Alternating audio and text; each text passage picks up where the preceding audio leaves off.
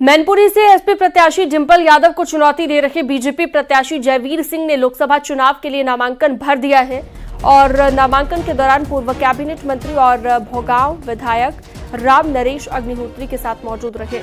नामांकन के बाद आज जनसभा भी होनी है। दोपहर में 3 बजे शहर के क्रिश्चियन मैदान में जनसभा होगी। थोड़ी देर बाद होने वाली जनसभा में मध्य प्रदेश के सीएम डॉक्टर मोहन यादव और सूबे के डिप्टी सीएम केशव प्रसाद मौर्य भी शामिल होंगे।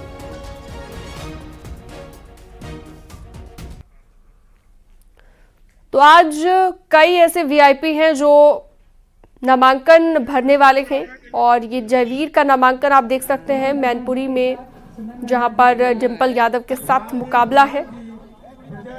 तो ये 2 तस्वीरें आपकी टीवी स्क्रीन पर है इस वक्त। पहली तस्वीर जयवीर जो कि बीजेपी के प्रत्याशी हैं और दूसरी तस्वीर डिंपल जो कि समाजवादी पार्टी की ओर से चुनावी मैदान में है। तो दोपहर 3 बजे शहर के क्रिश्चियन मैदान में जनसभा भी होगी। थोड़ी देर बाद होने वाली जनसभा में मध्य प्रदेश के सीएम डॉक्टर मोहन यादव और सूबे के डिप्टी सीएम केशव प्रसाद मौर्य भी मौजूद रहेंगे। तो नामांकन के साथ साथ प्रचार भी यहाँ पर चल रहा है। बीजेपी के प्रत्याशी जयवीर सिंह ने लोकसभा चुनाव के लिए नामांकन भर दिया है और नामांकन के दौरान पूर्व कैबिनेट मंत्री और भोगांव विधायक राम नरेश अग्निहोत्री मौजूद रहे। तो तस्वीरें आप देख रहे हैं।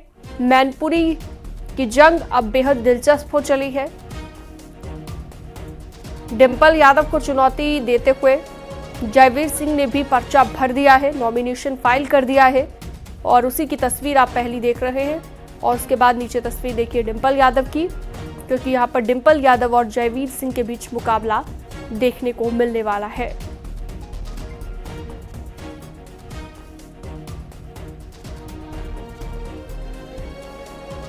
तो मैनपुरी की चुनावी जंग की हम बात कर रहे हैं और इसकी तस्वीरें भी आपको दिखा रहे हैं। इसके अलावा और भी कई वीआईपी चेहरे ऐसे हैं जो आज नॉमिनेशन फाइल करने वाले हैं। इसी कड़ी में जयवीर सिंह जो मैनपुरी से प्रत्याशी हैं भारतीय जनता पार्टी के, उनकी तरफ से भी नामांकन भरा गया और इसकी तस्वीरें भी आपको हम दिखा रहे हैं।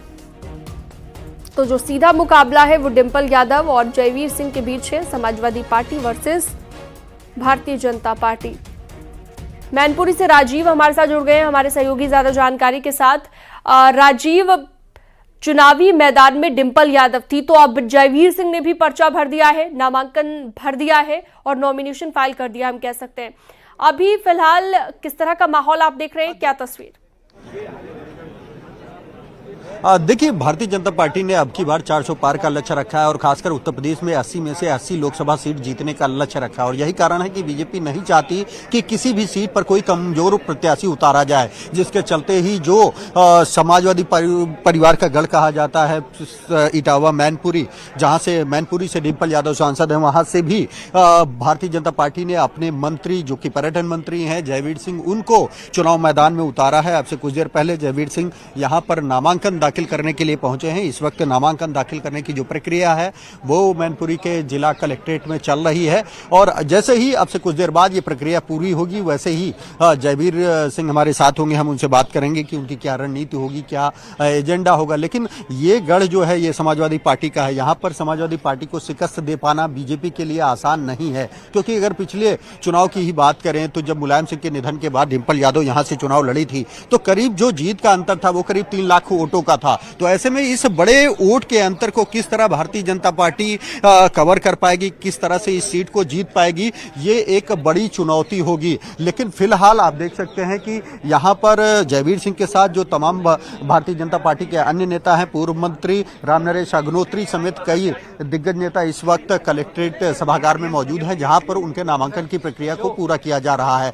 कल खुद डिंपल यादव यहां पर नामांकन करेंगी। तो कुल मिलाकर बीजेपी की कोशिश यही है कि मजबूत प्रत्याशी मैदान में उतारा जाए ताकि कड़ी टक्कर दी जाए। हालांकि भारतीय जनता पार्टी के पक्ष में आज अब से कुछ देर बाद जब नामांकन की प्रक्रिया पूरी हो जाएगी तो खुद मध्य प्रदेश के मुख्यमंत्री मोहन यादव भी यहां पर पहुंचेंगे और नामांकन जनसभा को संबोधित करेंगे, क्योंकि मोहन यादव भी यादव बिरादरी से आते हैं। तो कोशिश यही है कि जो मैनपुरी सीट का जो जाति समीकरण है, अगर बात करें तो करीब 6 लाख से अधिक यादव मतदाता है, तो उसको लुभाने की है। लेकिन मोहन यादव कितना समाजवादी पार्टी के गढ़ में यादवों को अट्रैक्ट कर पाएंगे, ये एक देखने वाली बात होगी, क्योंकि एक लंबे समय से कई दशकों तक मैनपुरी जो है वो समाजवादी पार्टी का गढ़ रहा है, यहाँ से उनकी रूट जुड़ी है। तो ऐसे में बीजेपी के लिए ये एक बड़ी चुनौती जरूर है, लेकिन बीजेपी ये दावा कर रही है कि इस बार एक बड़ा बदलाव मैनपुरी में देखने को मिलेगा। लेकिन ये तो परिणाम के बाद ही, मतगणना के बाद ही पता चलेगा कि बीजेपी के उन दावों में कितनी हकीकत है। लेकिन फिलहाल आप देख सकते हैं तो कि कड़ी सुरक्षा व्यवस्था की गई है। थोड़ी देर बाद जनसभा भी यहाँ पर होगी, मध्य प्रदेश के मुख्यमंत्री भी पहुंचेंगे मोहन यादव,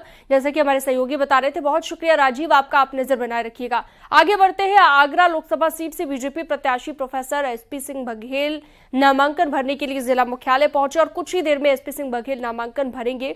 तो आज कई वीआईपी चेहरे ऐसे हैं जो नामांकन भर रहे हैं और नॉमिनेशन फाइल करने के लिए पूरे दलबल के साथ आ रहे हैं। तस्वीरें भी आप देखिए, एसपी सिंह बघेल जब नामांकन भरने के लिए पहुंचे।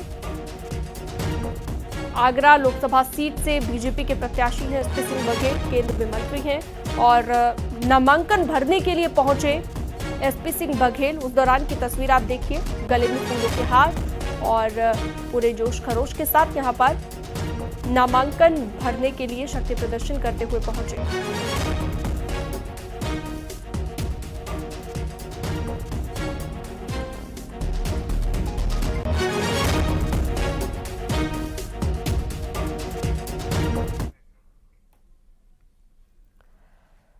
कौशाम्बी सुरक्षित सीट से एसपी ने पुष्पेंद्र सरोज को मैदान में उतारा है। पुष्पेंद्र सरोज पूर्व मंत्री इंद्रजीत सरोज के बेटे हैं। पुष्पेंद्र सरोज ने इसी साल मार्च में 25 साल की उम्र पूरी की है। पुष्पेंद्र सरोज का मुकाबला विनोद सोनकर से है। पुष्पेंद्र का कहना है कि इससे कोई फर्क नहीं पड़ता कि उनके सामने कौन चुनावी मैदान में है। उन्होंने कहा वो जनता के मुद्दों को लेकर ही उनके बीच जा रहे हैं और जनता कौशाम्बी सीट पर बदलाव का मन बना चुकी है। पुष्पेंद्र सरोज का दावा है कि 10 साल में बीजेपी सांसद विनोद सोनकर ने कोई काम नहीं किया है और यही वजह है कि जनता उन्हें हटाने का पूरा मन बना चुकी है।